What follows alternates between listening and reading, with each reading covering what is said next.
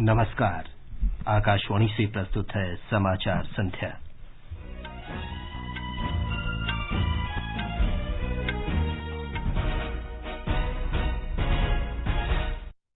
पांच रफाल लड़ाकू विमान अंबाला वायुसेना अड्डे पर पहुंचे। भारत ने गोल्डन एरोज का स्वागत किया। प्रधानमंत्री नरेंद्र मोदी ने राफाल का स्वागत किया। कहा, राष्ट्र की रक्षा से बढ़कर कोई पुण्य नहीं।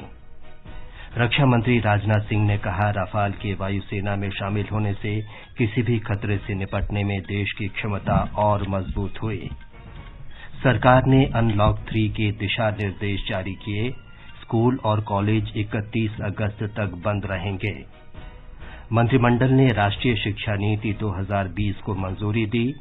प्रधानमंत्री ने कहा, शिक्षा नीति सुगमता, समता, गुणवत्ता, किफायत और जवाबदेही पर आधारित। और कोविड महामारी से स्वस्थ होने की दर 64.51% हुई। समाचार संध्या में अपने सहयोगी वीरेंद्र कौशिक के साथ मैं विमलेंदु पांडे। 5 रफाल लड़ाकू विमानों का पहला बेड़ा आज तीसरे पहर अंबाला पहुंचा। अंबाला वायुसेना केंद्र पर इन विमानों को वाटर कैनन सैल्यूट दिया गया। भारतीय वायु क्षेत्र में प्रवेश करने पर इस बेड़े के साथ 2 सुखोई विमानों ने भी उड़ान भरी। पश्चिमी अरब सागर में तैनात भारतीय नौसेना के युद्धपोत INS कोलकाता ने रेडियो संपर्क के जरिए राफाल बेड़े का स्वागत किया। वायुसेना प्रमुख air chief marshal RKS Bhadauria तथा वायुसेना के पश्चिमी कमान के प्रमुख एयर मार्शल B सुरेश ने अंबाला हवाई अड्डे पर राफाल विमानों के पहले बेड़े का स्वागत किया। प्रधानमंत्री नरेंद्र मोदी ने राफाल लड़ाकू विमानों के भारत पहुंचने पर स्वागत किया है। श्री मोदी ने कहा कि राष्ट्र की रक्षा से बढ़कर कोई पुण्य नहीं, कोई व्रत नहीं और कोई यज्ञ भी नहीं है। प्रधानमंत्री ने इन विमानों का स्वागत करते हुए संस्कृत की सूक्ति ट्वीट की, नभः स्पृशं दीप्तम्। रक्षा मंत्री राजनाथ सिंह ने कहा कि राफाल लड़ाकू विमानों का भारत में आना देश के सैन्य इतिहास में नए युग की शुरुआत है। उन्होंने कहा कि ये आधुनिकतम विमान भारतीय वायुसेना की क्षमता में क्रांतिकारी परिवर्तन लाएंगे। उन्होंने इन विमानों को सुगमता से लाने के लिए भारतीय वायुसेना को बधाई दी। उन्होंने विश्वास व्यक्त किया कि 17वीं स्क्वाड्रन के गोल्डन एरोज अपने उद्देश्य, उद्यम, अजस्त्रम पर खरे उतरेंगे। श्री सिंह ने भारतीय वायुसेना में इन अत्याधुनिक विमानों के सही समय पर शामिल होने पर प्रसन्नता व्यक्त की। उन्होंने कहा कि इन विमानों की खरीद उचित समय पर प्रधानमंत्री नरेंद्र मोदी के फैसले के कारण संभव हो सकी है, क्योंकि भारत और फ्रांस के बीच ये सौदा काफी समय से लंबित था। उन्होंने प्रधानमंत्री को इस निर्णायक साहस के लिए धन्यवाद दिया। रक्षा मंत्री ने फ्रांस की सरकार और संबंधित कंपनियों को भी कोविड महामारी के दौरान विभिन्न प्रतिबंधों के बावजूद समय पर इन विमानों तथा संबंधित आयुध की आपूर्ति के लिए धन्यवाद दिया। रक्षा मंत्री ने कहा कि इन विमानों की उड़ान क्षमता, इनके हथियार तथा राडार और सेंसर जैसी विशेषताएं दुनिया में श्रेष्ठतम में से हैं। इन विमानों के प्राप्त करने से देश को किसी भी खतरे से मजबूती से निपटने में मदद मिलेगी।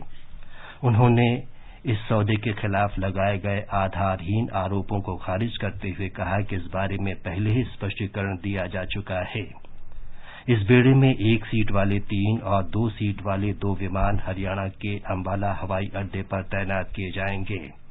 ये 5 विमान 2016 में 59,000 करोड़ रुपए के अंतर सरकारी सौदे के तहत खरीदे जा रहे 36 विमानों का हिस्सा हैं। फ्रांस में भारतीय दूतावास ने एक बयान में कहा है कि 10 विमानों की डिलीवरी तय समय पर पूरी हो गई है, लेकिन 5 विमान प्रशिक्षण मिशन के लिए फ्रांस में रहेंगे।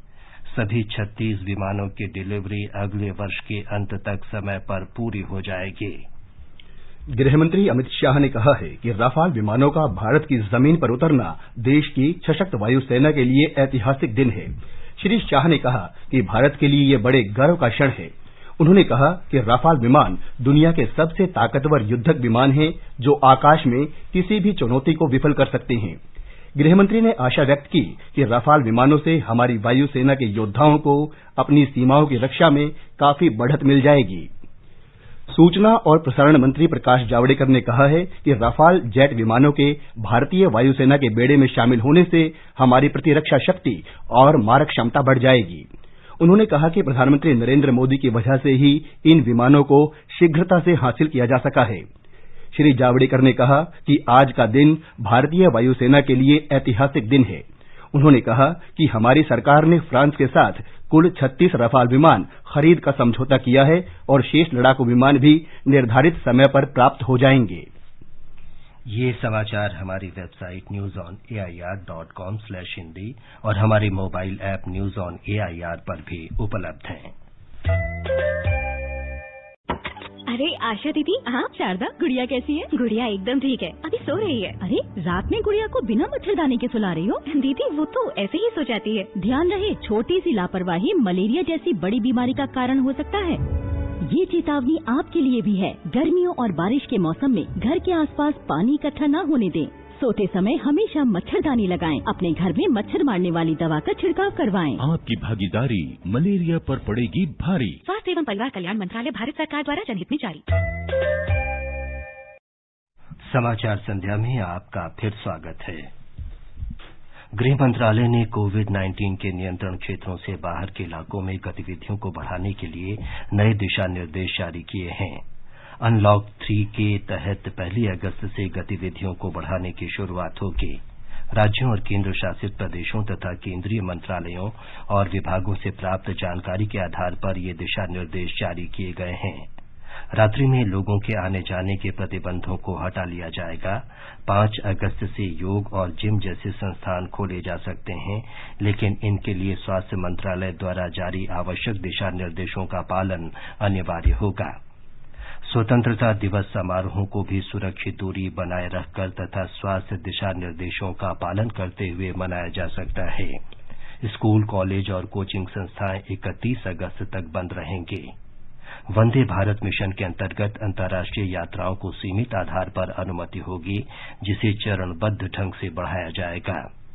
मेट्रो, रेल, सिनेमा हॉल, तरणताल, मनोरंजन पार्क, थिएटर और बार के अलावा अन्य गतिविधियों को कंटेनमेंट क्षेत्रों के बाहर अनुमति होगी।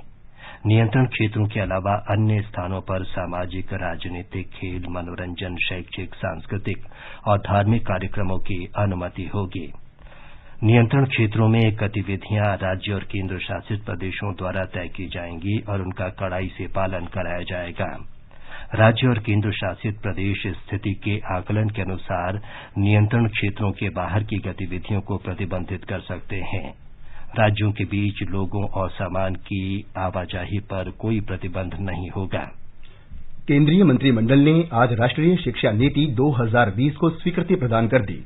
इसमें जो बड़े सुधार किए गए हैं उनमें वर्ष 2035 तक उच्च शिक्षा के क्षेत्र में सकल नामांकन दर को 50% के लक्ष्य तक पहुंचाना और विद्यार्थियों को अलग अलग स्तर पर शिक्षा छोड़ने या प्रवेश लेने की सुविधा प्रदान करना भी शामिल है। नई शिक्षा नीति में किए गए अन्य प्रमुख सुधारों में शिक्षा संस्थाओं को अकादमिक, प्रशासनिक और वित्तीय स्वायत्तता प्रदान करना और सभी प्रकार की उच्च शिक्षा के लिए एक ही विनियामक बनाना भी शामिल है। इसके अलावा तरह तरह के निरीक्षण के स्थान पर स्वीकृति लेने के लिए स्व घोषणा पर आधारित पारदर्शी प्रणाली कायम करने की बात भी नई शिक्षा नीति में कही गई है। नीति के अनुसार क्षेत्रीय भाषाओं में पाठ्यक्रमों का विकास किया जाएगा और वर्चुअल प्रयोगशालाएं बनाई जाएंगी। राष्ट्रीय शैक्षिक टेक्नोलॉजी फोरम NETF का भी गठन किया जाएगा। प्रारंभिक साक्षरता और गणित पर ध्यान केंद्रित करने के लिए राष्ट्रीय मिशन कायम किया जाएगा। पाठ्यक्रमों के शैक्षिक ढांचे में भी बड़े परिवर्तन किए गए हैं और कला तथा विज्ञान के बीच बड़ी विभाजन रेखा नहीं रखी गई है। नई शिक्षा नीति में व्यावसायिक और अकादमिक शिक्षा तथा शैक्षणिक और शिक्षणेतर गतिविधियों में भेद को भी समाप्त कर दिया गया है। बोर्ड की परीक्षाओं पर बहुत अधिक जोर नहीं दिया गया है। रटने के बजाय विद्यार्थियों के ज्ञान के वास्तविक परीक्षण पर जोर दिया गया है। नई नीति के अनुसार 5वीं कक्षा तक शिक्षा का माध्यम मातृभाषा रहेगी और बच्चों के रिपोर्ट कार्ड में उनके अंकों और ग्रेड की बजाय उनके कौशल और क्षमताओं का समग्र आकलन किया जाएगा। सूचना और प्रसारण मंत्री प्रकाश जावड़ेकर ने कहा कि प्रधानमंत्री नरेंद्र मोदी की अध्यक्षता में मंत्रिमंडल की बैठक में देश की नई शिक्षा नीति को मंजूरी दी गई है। 21वीं सदी के एक नई शिक्षा नीति को मंजूरी दी गई। ये बेहद महत्वपूर्ण है क्योंकि 34 साल से शिक्षा नीति में परिवर्तन नहीं हुआ था और इसलिए आज का ये जो परिवर्तन है और जो नई शिक्षा नीतियां है, मुझे विश्वास है कि पूरा समाज और सभी देशवासी इसका स्वागत करेंगे और दुनिया के शिक्षाविद भी इसको निश्चित रूप से सराहना करेंगे। शिक्षा मंत्री रमेश पोखरियाल निशंक ने इस फैसले को बहुत महत्वपूर्ण बताया। आज हिंदुस्तान के इतिहास में एक ऐसा अवसर आया है जब इस देश की ऐसी शिक्षा नीति जो 1986 के बाद स्कूली शिक्षा और उच्च शिक्षा में उसकी परिवर्तनकारी सुधारों के लिए एक महत्वपूर्ण रास्ता प्रशस्त करेगा। नए भारत के निर्माण में ये नई शिक्षा नीति 2020 मील का पत्थर साबित होगी। अब मानव संसाधन विकास मंत्रालय को शिक्षा मंत्रालय के नाम से जाना जाएगा। प्रधानमंत्री नरेंद्र मोदी ने राष्ट्रीय शिक्षा नीति 2020 को मंजूरी दिए जाने का हार्दिक स्वागत किया है। ट्वीट संदेश में श्री मोदी ने कहा कि शिक्षा के क्षेत्र में एक अरसे से इसकी प्रतीक्षा थी और इसे आने वाले समय में इससे करोड़ों लोगों के जीवन में आमूल परिवर्तन आएगा। प्रधानमंत्री ने कहा कि राष्ट्रीय शिक्षा नीति 2020 शिक्षा तक लोगों की पहुंच, क्षमता, गुणवत्ता, किफायत और जवाबदेही बढ़ाने पर आधारित है। उन्होंने कहा कि ज्ञान के आज के युग में जब सीखना, अनुसंधान और नवसृजन करना बहुत जरूरी हो गया है, तो ऐसे में राष्ट्रीय शिक्षा नीति से भारत ज्ञान के जीवंत केंद्र के रूप में उभर कर सामने आएगा। श्री मोदी ने कहा कि नई शिक्षा नीति में स्कूली शिक्षा तक हर किसी की पहुंच सुनिश्चित करने को सबसे अधिक महत्व दिया गया है। इसके अलावा शिक्षा के लिए बेहतर बुनियादी ढांचे, नवाचार पर आधारित शिक्षा केंद्रों के जरिए स्कूली शिक्षा पूरी न कर पाने वालों को फिर से शिक्षा की मुख्य धारा में लाने और सीखने के अनेक तरीके उपलब्ध कराने पर भी नई शिक्षा नीति में जोर दिया गया है। प्रधानमंत्री ने कहा कि 10+2 वाले स्कूली शिक्षा पाठ्यक्रम की जगह 5+3+3+4 वाले पाठ्यक्रम के लागू होने से बच्चों को बड़ा फायदा होगा। इस तरह का पाठ्यक्रम बच्चों की मानसिक क्षमताओं के विकास के लिए दुनिया भर में अपनाए जाने वाले बेहतरीन तौर तरीकों के भी अनुरूप होगा। उन्होंने कहा कि स्कूली पाठ्य चर्चा और शिक्षण के तरीके में भी सुधार किया गया है। प्रधानमंत्री ने कहा कि नई शिक्षा नीति में बालक बालिका के बीच अंतर समाप्त करने के लिए समावेशन कोष और विशेष शैक्षिक क्षेत्रों के गठन का भी प्रावधान किया गया है। उन्होंने कहा कि इनसे शिक्षा को और अधिक समावेशी बनाने में ध्यान केंद्रित किया जाएगा। श्री मोदी ने कहा कि नई शिक्षा नीति से शिक्षण के बुनियादी ढांचे में सुधार होगा और दिव्यांगजनों को भी अवसर मिलेंगे। श्री मोदी ने कहा कि नई शिक्षा नीति से भारत को उच्च शिक्षा क्षेत्र में समग्र और बहुविषयक दृष्टिकोण को बढ़ावा मिलेगा। प्रधानमंत्री ने कहा कि स्नातक स्तर तक की शिक्षा में पाठ्यक्रम लचीला रखा जाएगा, जिसमें विषयों को रचनात्मक तरीके से जोड़ा जाएगा और व्यावसायिक शिक्षा को भी इसमें शामिल किया जाएगा। उन्होंने कहा कि स्नातक पाठ्यक्रम में कई स्तर पर प्रवेश और प्रमाण पत्र लेकर बाहर आने की सुविधा भी होगी। प्रधानमंत्री ने कहा कि एक भारत श्रेष्ठ भारत की भावना का सम्मान करते हुए नई शिक्षा नीति 2020 में संस्कृत सहित भारतीय भाषाओं को बढ़ावा देने की प्रणाली को शामिल किया गया है। नीति के अनुसार माध्यमिक स्तर पर विद्यार्थियों को कई विदेशी भाषाओं को सीखने का विकल्प भी दिया जाएगा। इसके अलावा भारतीय संकेत भाषा का मानकीकरण भी किया जाएगा। उपराष्ट्रपति एम वेंकैया नायडू ने शिक्षा से प्रशासन तक विभिन्न क्षेत्रों में मातृभाषा के जरिए भारतीय भाषाओं को बढ़ावा देने और उनके संरक्षण का आह्वान किया है। आज एक वेबिनार का उद्घाटन करते हुए श्री नायडू ने इस बात पर जोर दिया कि राज्य सरकारों को भी अपने राज्यों की भाषाओं को बढ़ावा देने पर विशेष जोर देना चाहिए। उपराष्ट्रपति ने कहा कि भाषाएं सभ्यताओं की जीवन रेखा हैं और ये लोगों की पहचान, संस्कृति और परंपराओं को प्रदर्शित करती हैं। श्री नायडू ने कहा कि संगीत, नृत्य, परंपरा, उत्सवों, पारंपरिक ज्ञान और धरोहर के संरक्षण में भाषाओं की महत्वपूर्ण भूमिका होती है। उपराष्ट्रपति ने यह भी कहा कि भाषाएं तभी लोकप्रिय होंगी जब उनका व्यापक उपयोग किया जाएगा। उन्होंने कहा कि ये सोचना गलत है कि अंग्रेजी के माध्यम से शिक्षा प्राप्त करने से ही जीवन में प्रगति की जा सकती है। उन्होंने कहा कि अनुसंधान से ये बात स्पष्ट हो गई है कि जो लोग अपनी मातृभाषा में दक्ष होते हैं वे दूसरी भाषाओं को भी बड़ी आसानी से सीख लेते हैं। श्री नायडू ने कहा कि ये सोचना भी सही नहीं है कि आधुनिक वैज्ञानिक अनुसंधान कार्य अंग्रेजी में दक्ष होने पर ही किए जा सकते हैं। उन्होंने उदाहरण देते हुए कहा कि वैश्विक नवसृजन सूचकांक की तालिका में चोटी के 40-50 देश दुनिया के ऐसे राष्ट्र हैं जिनमें शिक्षा अंग्रेजी माध्यम से नहीं बल्कि उन देशों की मातृभाषा में दी जाती है। आगे बढ़ने से पहले मुख्य समाचारों पर एक नजर। 5 रफाल लड़ाकू विमान अंबाला वायुसेना अड्डे पर पहुंचे। भारत ने गोल्डन एरोज का स्वागत किया। प्रधानमंत्री नरेंद्र मोदी ने रफाल का स्वागत किया। कहा, राष्ट्र की रक्षा से बढ़कर कोई पुण्य नहीं। रक्षा मंत्री राजनाथ सिंह ने कहा, रफाल के वायुसेना में शामिल होने से किसी भी खतरे से निपटने में देश की क्षमता और मजबूत हुई। सरकार ने अनलॉक 3 के दिशा निर्देश जारी किए। स्कूल और कॉलेज 31 अगस्त तक बंद रहेंगे। मंत्रिमंडल ने राष्ट्रीय शिक्षा नीति 2020 को मंजूरी दी। प्रधानमंत्री ने कहा, शिक्षा नीति सुगमता, समता, गुणवत्ता, किफायत और जवाबदेही पर आधारित। और कोविड महामारी से स्वस्थ होने की दर 64.51% हुई। देश में कोरोना संक्रमण से स्वस्थ लोगों की संख्या 10 लाख तक पहुंच गई है। इसके साथ ही स्वस्थ होने की दर अब 64.51% हो गई है। कोरोना से मृत्यु दर घटकर 2.23% रह गई है। स्वास्थ्य और परिवार कल्याण मंत्रालय के अधिकारी ने बताया कि पिछले 24 घंटों में 35,286 मरीज ठीक हुए। अधिकारी ने बताया कि पिछले 24 घंटों में देश में कुल 48,513 लोग संक्रमित हुए। इसके साथ ही मरीजों की कुल संख्या 15,31,669 हो गई है। इनमें से 5,09,447 का इलाज चल रहा है।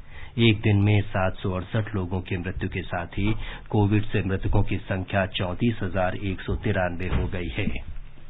कोविड-19 महामारी से निपटने के लिए केंद्र और राज्य सरकारों की टेस्ट, ट्रैक एंड ट्रीट यानी परीक्षण, निगरानी और उपचार रणनीति से केस फैटेलिटी रेट अर्थात मृत्यु दर को कम स्तर पर बनाए रखने में मदद मिली है। इतना ही नहीं, मृत्यु दर में लगातार और गिरावट आ रही है। भारत में कोविड-19 की वजह से मृत्यु दर आज 2.23% रही और ये इस साल 1 अप्रैल के बाद से सबसे कम दर है।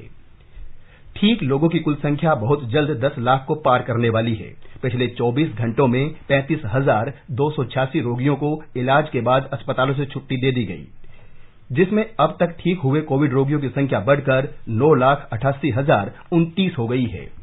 देश में कोविड से स्वस्थ होने की दर 64.51% हो गई है। केंद्र के मार्गदर्शन में राज्य सरकारें कोविड-19 से रोगियों की पहचान करने और उनका पृथकवास सुनिश्चित करने के लिए परीक्षण की सुविधाओं में लगातार बढ़ोतरी कर रही है। पिछले 24 घंटों में देश भर में 4,08,855 नमूनों की जांच की गई। इससे देश में प्रति लाख परीक्षणों की संख्या बढ़कर 12,858 हो गई है। अब तक कुल 1,77,00,000 परीक्षण किए जा चुके हैं। देश में कोविड-19 परीक्षण करने वाली प्रयोगशालाओं का नेटवर्क भी लगातार मजबूत हो रहा है। इस समय कुल 1,316 प्रयोगशालाएं हैं, जिनमें से 906 सरकारी और 410 निजी क्षेत्र में हैं। केंद्रीय स्वास्थ्य मंत्री डॉक्टर हर्षवर्धन आज राष्ट्रपति रामनाथ कोविंद से मिलने राष्ट्रपति भवन गए। स्वास्थ्य मंत्री ने देश में कोविड-19 संबंधी स्थिति और इससे लड़ने के उपायों की जानकारी से राष्ट्रपति को अवगत कराया। आकाशवाणी का समाचार सेवा प्रभाग विशेषज्ञों की राय श्रृंखला में कोविड महामारी के बारे में वरिष्ठ चिकित्सा विशेषज्ञों की सलाह प्रसारित करता है। आकाशवाणी समाचार से बातचीत में अखिल भारतीय आयुर्विज्ञान संस्थान एम्स में गठिया रोग विभाग के डॉक्टर उमा कुमार ने लोगों को सुरक्षित दूरी बनाए रखने और हाथों की साफ सफाई की सलाह दी है। जो तरीके हैं जिनसे ये कंट्रोल में पाया जा सकता है वो है सोशल डिस्टेंसिंग, रेस्पिरेटरी हाइजीन और या फिर कॉफ एटिकेट्स बोल देते हैं, जिसमें खांसते और छींकते वक्त मुंह को कवर करना है, और हैंड हाइजीन, अपने हाथों को बहुत फ्रीक्वेंटली वॉश करना है साबुन पानी से या फिर हैंड सैनिटाइजर का इस्तेमाल करना है। भारतीय लोक स्वास्थ्य संगठन के अध्यक्ष डॉक्टर के श्रीनाथ रेड्डी ने कहा कि भारत कोविड-19 के मामले में दुनिया के और देशों से बेहतर स्थिति में है। अब तक जो नतीजे निकले हैं उससे पता चलता है कि ये वायरस का प्रभाव को रोकने में हम काफी कामयाबी हासिल कर चुके हैं दूसरे देशों के मुकाबले में। आज का हालात जो है उसमें कोई संशय नहीं है कि हमारा हालात दूसरे देशों के मुकाबले में बेहतर है। तमिलनाडु के राज्यपाल बनवारी लाल पुरोहित ने चेन्नई स्थित राजभवन में 3 और कर्मचारियों के कोविड पॉजिटिव पाए जाने के बाद स्वयं को 1 सप्ताह के लिए संगरोध कर लिया है। पिछले सप्ताह वहां स्टाफ के 84 सदस्य कोरोना वायरस से संक्रमित पाए गए थे। तमिलनाडु में आज संक्रमण के 6,426 नए मामले मिले हैं। मुख्यमंत्री ई पलानीसामी ने आज सभी जिला कलेक्टरों के साथ वीडियो कॉन्फ्रेंस के जरिए स्थिति की समीक्षा की। एक रिपोर्ट। बातचीत के दौरान मुख्यमंत्री ने कहा कि तमिलनाडु कोविड-19 के रोजाना किए जा रहे परीक्षणों और प्रयोगशालाओं की संख्या के मामले में सबसे ऊपर है। उन्होंने बताया कि राज्य में मृत्यु दर घटकर 1.6 हो गई है, जबकि स्वस्थ होने वालों की दर भी 73% हो गई है, जो चेन्नई की 85% के करीब है। उद्योग धंधों को फिर से शुरू करने के प्रयासों के बारे में उन्होंने कहा कि प्रवासी मजदूरों को वापस बुलाने के लिए दिशा निर्देश जारी कर दिए गए हैं। जिला कलेक्टरों की रिपोर्ट में महामारी की स्थिति, रोकथाम के उपायों में प्रगति और सुझावों को दर्ज किया गया है। 1 अगस्त से लॉकडाउन के बारे में निर्णय लेने से पहले मुख्यमंत्री कल चिकित्सा विशेषज्ञों के पैनल के विचार जानेंगे। चेन्नई से जयसिंह की रिपोर्ट के साथ समाचार कक्ष से दीपिका शर्मा। केरल में कोविड-19 संक्रमण के मामले लगातार बढ़ रहे हैं। आज राज्य में संक्रमण के 903 नए मामले सामने आए। राज्य में 641 लोगों को इलाज के बाद आज छुट्टी दे दी गई। अंडमान निकोबार द्वीप समूह में कोविड-19 के 27 नए मामले सामने आए हैं। इस तरह प्रदेश में अब तक कोविड महामारी से संक्रमित लोगों की संख्या 390 हो गई है। इनमें से 196 लोग इलाज के बाद स्वस्थ हो चुके हैं, जबकि 193 का अभी इलाज चल रहा है। प्रदेश में महामारी से अब तक 1 व्यक्ति की मौत हुई है। पिछले कुछ दिनों में अंडमान निकोबार द्वीप समूह में कोविड-19 से संक्रमित लोगों की संख्या में तेज बढ़ोतरी देखी गई है। कर्नाटका में कोविड महामारी के 5,503 नए मामले दर्ज किए गए। इसके अलावा आज राज्य में 92 लोगों की महामारी से मौत हो गई। राज्य में अब तक बीमारी से संक्रमित रोगियों की कुल संख्या 1,12,504 हो गई है, जिनमें से 67,448 का इलाज चल रहा है। आज 2,397 रोगियों को स्वस्थ होने के बाद अस्पतालों से छुट्टी दे दी गई। इस तरह अब तक राज्य में 42,901 लोग इलाज के बाद स्वस्थ हो गए हैं और 639 रोगी आईसीयू में भर्ती हैं। कर्नाटका में आज 32,990 कोविड रोगियों का परीक्षण किया गया। इनमें दोनों ही परीक्षण आरटीपीसीआर और रैपिड एंटीजन टेस्ट शामिल हैं। बेंगलुरु शहरी जिले में सबसे अधिक मामले दर्ज किए गए और आज 2,270 नए मामले तथा 30 मौत की खबर मिली है। जिले में इलाज के बाद 1,118 रोगियों को अस्पताल से छुट्टी दे दी गई। इस बीच स्वास्थ्य और परिवार कल्याण मंत्री बी श्रीरामुलु ने आज बेंगलुरु में हड़ताल कर रही आशा कार्यकर्ताओं से मुलाकात की। आशा कार्यकर्ताओं का पारिश्रमिक बढ़ाकर 12,000 रूपये करने की मांग पर स्वास्थ्य मंत्री ने कहा कि वे इस बारे में मुख्यमंत्री के साथ परामर्श करेंगे। गुजरात के मुख्यमंत्री विजय रूपाणी ने कहा है कि राजकोट में कोरोना जांच की संख्या बढ़ाकर 2 गुनी की जाएगी। श्री रूपाणी ने आज उप मुख्यमंत्री नितिन पटेल के साथ राजकोट का दौरा कर कोरोना स्थिति की समीक्षा की। राजकोट में हाल के दिनों में कोरोना के मामले तेजी से बढ़े हैं। श्री रूपाणी ने कोविड-19 की रोकथाम के लिए राजकोट को 5 करोड़ रुपए का अतिरिक्त अनुदान देने की घोषणा की। उन्होंने कहा कि शहर में कोरोना के प्रसार के लिए जिम्मेदार माने जा रहे सब्जी विक्रेताओं, दुकानदारों और कूड़ा इकट्ठा करने वालों की जांच की जाएगी और अहमदाबाद की ही तरह इन लोगों को पास जारी किए जाएंगे। राजकोट में अब तक कोरोना के 1,000 से ज्यादा मामले सामने आ चुके हैं। मध्य प्रदेश सरकार रैपिड एंटीजन टेस्ट शुरू कर रही है। राज्य में कोविड रोगियों की संख्या 30,000 के करीब पहुंच गई है। ब्यौरे के साथ हैं हमारे संवाददाता। प्रदेश के स्वास्थ्य मंत्री डॉक्टर प्रभुराम चौधरी ने बताया कि पायलट प्रोजेक्ट के रूप में रैपिड एंटीजन टेस्ट 2 जिलों भोपाल और मुरैना में शुरू किया जा रहा है। इसके तहत मुरैना तथा भोपाल में 1,000 टेस्ट किट खरीदी जा रही हैं। रैपिड एंटीजन टेस्ट आईसीएमआर से मान्यता प्राप्त है। जो लोगों में साइन सिम्टम नहीं है और हमको लगता है कि ये इन्फेक्टेड हो सकता है, तो वहाँ पर रैपिड एंटीजन टेस्ट ये करके हम लोग देख रहे हैं। उन्होंने कहा कि यह टेस्ट सस्ता है और यदि पायलट प्रोजेक्ट के जरिए रैपिड एंटीजन टेस्ट की विश्वसनीयता सिद्ध हो जाती है तो फिर इसे पूरे प्रदेश में लागू किया जाएगा। संजीव शर्मा, आकाशवाणी समाचार, भोपाल। महाराष्ट्र में कोरोना संक्रमण के कारण पर्यटन उद्योग बुरी तरह प्रभावित हुआ है। औरंगाबाद जिले में भी पर्यटन उद्योग चरमरा गया है और इस व्यवसाय से जुड़े लोगों के सामने रोजी रोटी का संकट आ गया है। एक रिपोर्ट।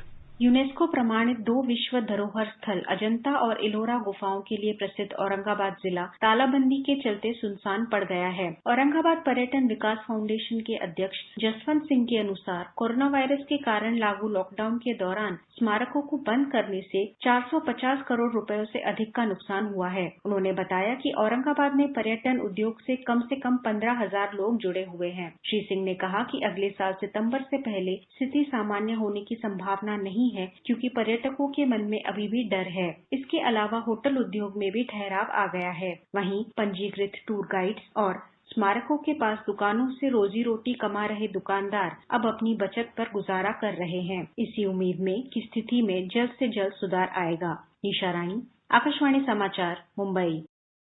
मेघालय में आज कोरोना के 5 नए पॉजिटिव मामले सामने आए। राज्य में इस समय कोरोना के कुल 572 मरीजों का इलाज चल रहा है। राज्य में अब तक कोरोना के 207 रोगी ठीक हो चुके हैं। इस बीच राज्य सरकार ने राजधानी शिलंग और इसके उपनगरीय इलाकों में सोमवार से जारी 3 दिन के लॉकडाउन को आगे नहीं बढ़ाने का फैसला किया है। उप मुख्यमंत्री प्रेस्टोन टिनसांग ने आज एक समीक्षा बैठक के बाद ये जानकारी दी। नागालैंड में कोरोना के कुल मामलों की संख्या बढ़कर 1,513 हो गई है। राज्य में कोरोना के 53 नए मामले सामने आए हैं। राज्य के स्वास्थ्य और परिवार कल्याण मंत्री एस पेंग्यू फोम ने कहा कि आज कोरोना के 18 मरीजों को अस्पताल से छुट्टी दे दी गई। फिलहाल राज्य में कोविड-19 के 913 रोगियों का इलाज चल रहा है। अब तक नागालैंड में 595 रोगी कोरोना से उबर चुके हैं। ये समाचार हमारी वेबसाइट newsonair.com/hindi और हमारे mobile app news on AIR पर भी उपलब्ध हैं। ये आकाशवाणी है। असम के मुख्यमंत्री सर्बानंद सोनोवाल ने लखीमपुर और धेमाजी जिलों में बाढ़ प्रभावित इलाकों का दौरा किया। उन्होंने लखीमपुर में सुबनश्री नदी के कारण टेकराजन क्षेत्र के आसपास हुई कटान का निरीक्षण किया तथा बचाव के उपायों के बारे में अधिकारियों के साथ चर्चा की। बाद में मुख्यमंत्री धेमाजी जिले के भोज गांव गए, जहां उन्होंने बाढ़ प्रभावित लोगों से बातचीत की तथा उन्हें राहत सामग्री बांटी। राज्य में बाढ़ की स्थिति कुछ कम हुई है, लेकिन लगभग 18 लाख लोग बाढ़ से प्रभावित हैं। और अब एक नजर कल के मौसम के पूर्वानुमान पर।